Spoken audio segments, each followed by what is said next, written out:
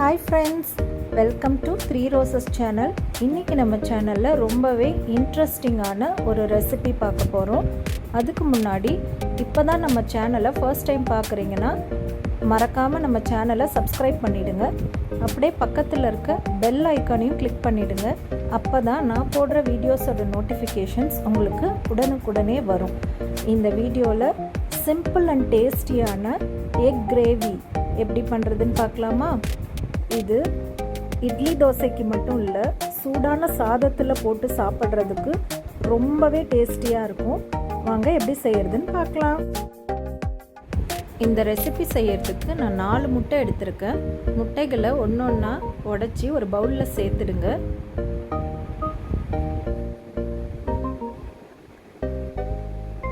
இதில் 1 ஸ்பூன் மிளகுத்தூள், 1/2 ஸ்பூன் உப்பு, கை நிறைய கொத்தமல்லி இலை சேர்த்துட்டு நல்லா பீட் பண்ணி வச்சுக்கோங்க.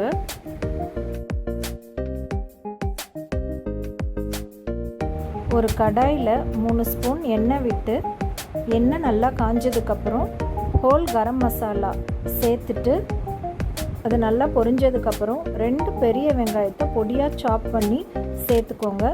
வெங்காயத்தை நல்லா கண்ணாடி பதம் வர்ற வரைக்கும் வதக்கி எடுத்துக்கோங்க.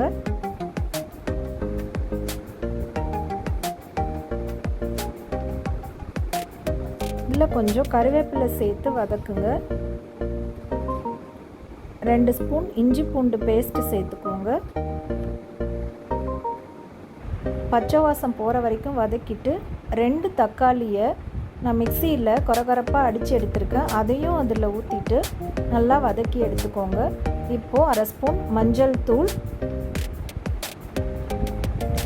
1 ஸ்பூன் கரம் மசாலா,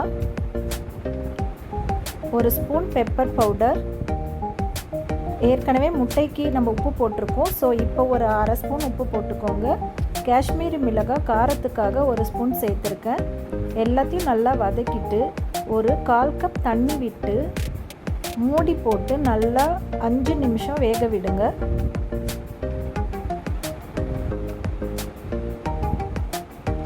அஞ்சு நிமிஷம் கழித்து மூடியை எடுத்துட்டு நல்லா வதக்கி விட்டுடுங்க.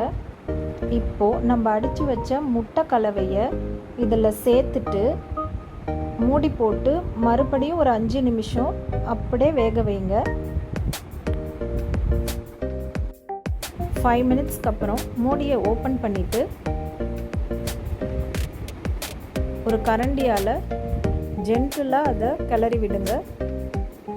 ரொம்ப போட்டு கிளறினீங்கன்னா முட்டை பொடி மாஸ் மாதிரி ஆகிடும்.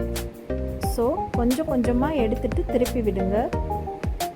அப்போ தான் முட்டை கிரேவி பார்க்குறதுக்கு டெக்ஸ்டர் ரொம்ப நல்லாயிருக்கும்.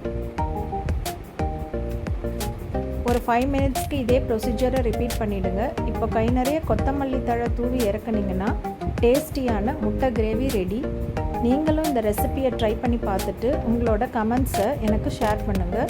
உங்கள் ஃப்ரெண்ட்ஸுக்கும் இந்த வீடியோவை மறக்காமல் ஷேர் பண்ணிவிடுங்க. இந்த மாதிரி இன்ட்ரெஸ்டிங் ரெசிபீஸ் பார்க்குறதுக்கு நம்ம சேனலையும் மறக்காமல் சப்ஸ்கிரைப் பண்ணிவிடுங்க.